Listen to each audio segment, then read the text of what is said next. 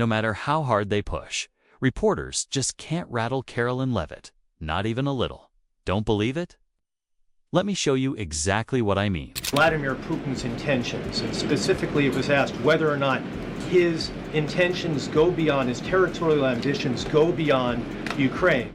How does the president view this issue? The president has spoken on this. He said, as he calls it, he believes Ukraine was always the apple of Putin's eye. And he made it very clear to Putin in his first term not to invade Ukraine. Putin didn't invade Ukraine because of President Trump's peace through strength foreign policy agenda and the effective deterrence policies that he implemented in the first term. Unfortunately, because of the weakness and incompetence of the previous administration, Vladimir Putin made the decision to invade Ukraine. And now we have this brutal war, which the president is working very hard to end. And I've got to say, she's absolutely right. There really was peace through strength. Joe Biden didn't just drop the ball. He wrecked America's global standing.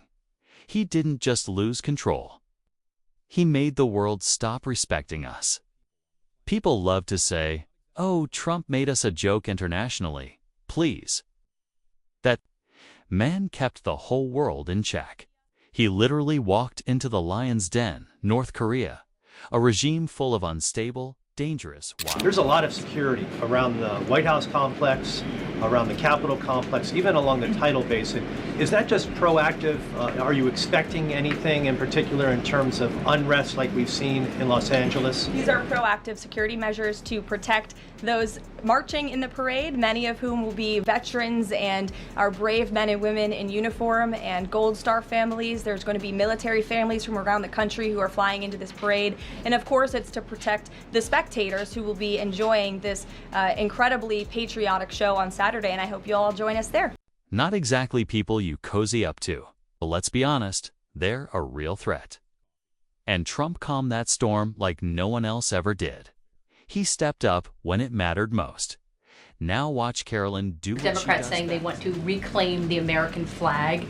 It's also being titled No King's Day. The president views himself as the president of the United States of America. This is a constitutional republic, and we want to see all of our citizens be proud of the country in which they are given the privilege and the blessing to live. And I think that those images of foreign flags being waved with, by illegal criminals and by violent rioters in the face of cars blowing up and of flames in the city. I have photos of that here to show you.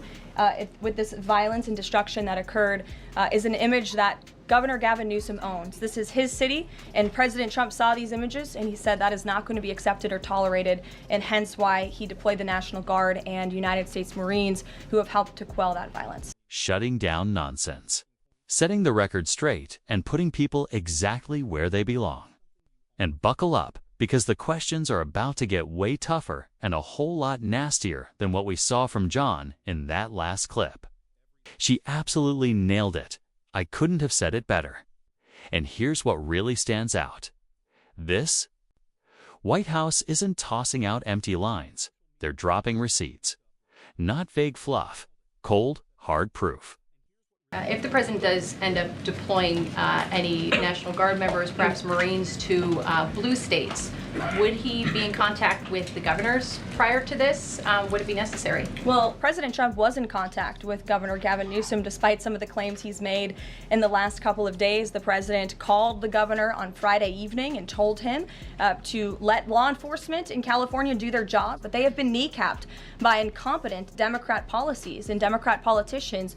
President gave Gavin Newsom a warning and said, get it together. 24 hours later, we saw more images like this. We heard about Border Patrol agents who were being the target of rocks.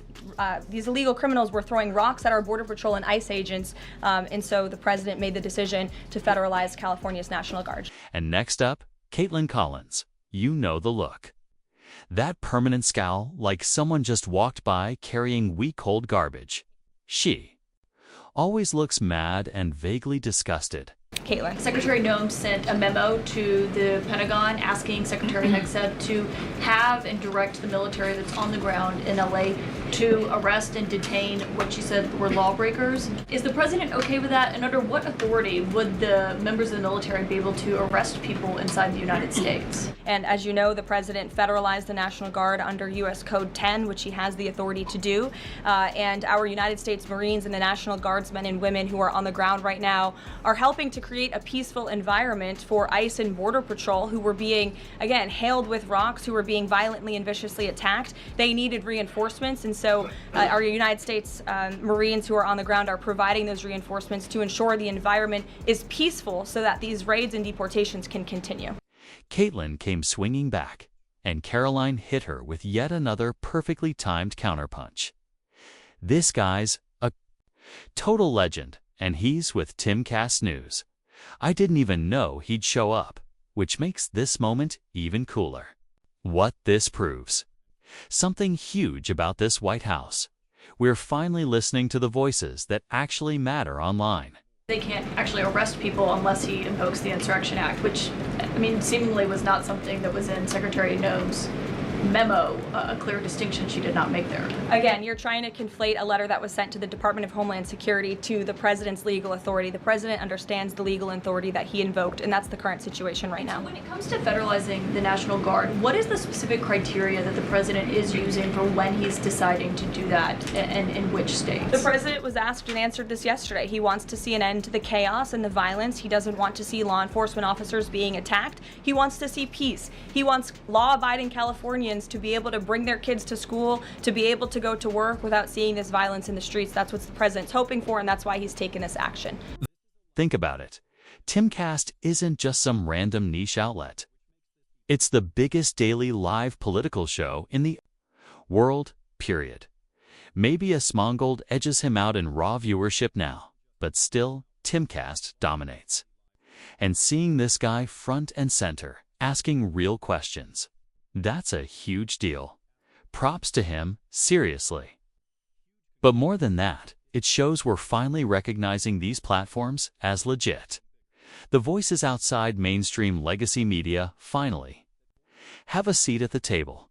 That's progress. All right, let's dive into this final clip. You've got to see it. And isn't it just painfully hilarious in a sad, ridiculous kind of way? Is the First Amendment protection the most important?